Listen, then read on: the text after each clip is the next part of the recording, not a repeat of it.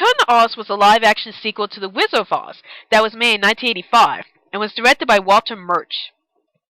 It was also based off the two Oz books, The Marvelous Land of Oz and Ozma of Oz, and received an Academy Award nomination for Best Visual Effects. This movie also had a reputation of getting mixed reviews from both critics and fans, although it does have a huge cult following. Now, before I get into what I liked and hated about this film, I would like to give a brief summary to this film. The film starts off with Dorothy Gale still thinking about her visit to the Land of Oz, and her relatives Aunt Em and Uncle Henry are worried that Dorothy is hallucinating about her experience in Oz. So they decide to take Dorothy to see a doctor called Dr. Worley, who is well known for his electric healing treatments, electroshock therapy.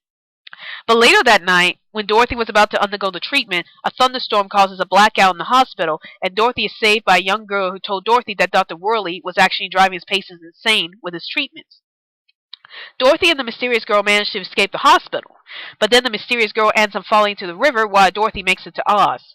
When Dorothy and her pet hen Billina arrive in Oz, they discover that the Gnome King has taken over Oz, and that the Scarecrow, who was the King of Oz, had been kidnapped by the Gnome King, while the citizens, including the Tin Woodsman and the Cowardly Lion, will all turn to stone.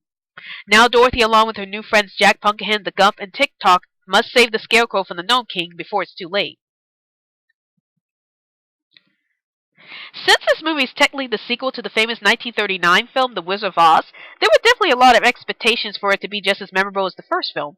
Well, imagine how shocked everyone was when Return to Oz turned out to be much darker and more frightening than the original Wizard of Oz. Because of the fact that Return to Oz was darker and more frightening than the original film The Wizard of Oz, this movie was heavily panned by many fans of the original film for being too dark and scary and not following the light tone of The Wizard of Oz. But for me, this film actually turned out to be a fantastic experience for me.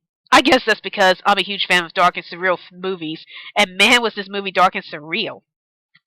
Now, I can actually understand why some fans of The Wizard of Oz were a bit put off by the dark tone of this movie. It can be a bit jarring for the audience if a film in a franchise started off lighthearted, and then by the next film, the tone suddenly went dark without a good story to explain why such a change was being made.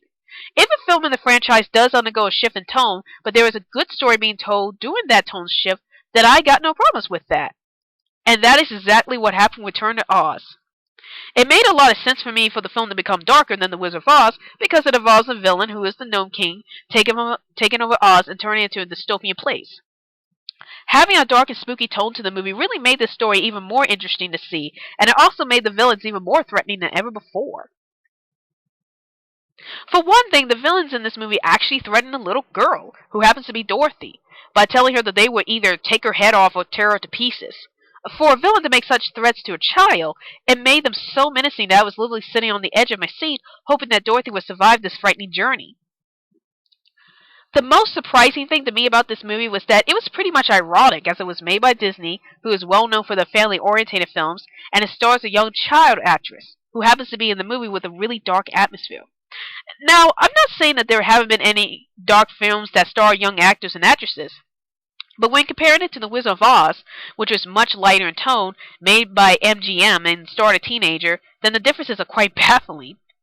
But in this case, it made a bit more sense for this film to be dark, since many films from Disney during the 1980s were pretty dark and disturbing, including Something Wicked Comes This Way and The Black Cauldron. Even though the dark tone of this movie really set this apart from many other dark children's films I had seen, what really made this movie stand out were the characters. All of the characters really brought many unique things to this film, including terror and excitement, and I enjoyed every single character in this film. I really loved Farissa Balk's portrayal of Dorothy Gale, as she makes Dorothy into an innocent yet brave little girl that is willing to save Oz at all costs. I will admit that I was a bit confused about why Dorothy is portrayed as a child in this film, while in The Wizard of Oz, she was portrayed as a young teenager. But after I started seeing this film, I actually started to enjoy watching the younger portrayal of Dorothy Gale in this film. I also love Dorothy's new companions, Tick-Tock, Jack Pumpkinhead, the Gump, and Billina, as they were a little more unusual to see than the Scarecrow, the Cowardly Lion, and the Tin Man in The Wizard of Oz. But the best characters in the entire film were the villains themselves, especially the Gnome King, Princess Mumby, and the Wheelers. Jean Marsh did a fantastic job of portraying Princess Mummy's character, as she was truly terrifying and threatening towards Dorothy. Probably the scene where Jean Marsh really came alive in the most effective way possible was doing the infamous head scene, where Dorothy confronted Princess Mummy, and you can't help but tense up knowing that Princess Mummy is capable of stealing other people's heads to wear as her own. Whoa, now that's a scary thought. Nicole Williamson did a brilliant job at portraying the Gnome King, as the Gnome King is truly threatening while being friendly towards Dorothy to hide his malicious motives. I really loved the claymation being done to the Gnome King, as it made him look extremely creepy and intense at the same time. The Reelers were truly creepy characters, especially since they have wheels for both their hands and feet. Not to mention they constantly threatened Dorothy throughout the film, which made them even more frightening in nature, even though they are just the henchmen to Princess Mummy. Probably the only problem I have with this film was that there were some plot holes that involved the appearances of certain new characters like the Gnome King and Princess Mumby. For anyone who had not read L. Frank Baum's Oz books, the appearance of the Gnome King and Princess Mumby might be a bit confusing to the audience who only see the Wizard of Oz. I know that I was a bit confused when I first saw Princess Mummy and the Gnome King, since the first movie didn't really mention about them, and I often wonder how long they have been planning on taking over Oz. However, this movie is often considered more faithful to the original Oz books than The Wizard of Oz was, so that is a positive plus for this film. Return to Oz was rated PG, and even though the reason for the rating wasn't really given, I'm going to say that it was rated PG for some scary scenes. Luckily, this movie doesn't have any offensive profanity littered throughout it, but the movie is really dark, and there are many scenes in this film that would scare smaller children. Overall, I give Return to Oz a 9.5 out of 10.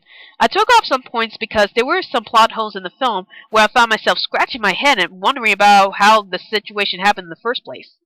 But despite that, Return to Oz has done a fantastic job at doing a darker take on the classic film The Wizard of Oz, and managed to tell a truly frightening yet exciting story with a change in tone. I will highly recommend this film to anyone who is a huge fan of L. Frank Baum's Oz books and who loves dark children's films. Spoiler alert! If you haven't seen this film, then please feel free to skip over this section. But if you have seen this film or you want to hear my opinions on these scenes, then keep watching. During the scene when the Gnome King confesses to Princess Mummy about how he wants everyone to forget about Oz and become human once he turns Dorothy and her friends into ornaments, I was confused about why the Gnome King wanted to become human in the first place. The movie never really stated the reason why, and I was often thinking to myself about why the Gnome King is willing to lose his powers to become human. All I can think of is that if the Gnome King becomes human, he will become immune to the chicken eggs. That's right, chicken eggs are poisonous to gnomes. But then again, this is Oz, and he might actually retain his powers in human form and just gain the ability to be immune to chicken eggs. If that's the case, then it would definitely make a lot of sense since he would be more powerful than before. But these are just my thoughts, and they could be wrong, and since I didn't read the books, they might have explained something more about the Gnome King's desire to be human that I missed in the film, so please feel free to explain to me about this scene so I can understand.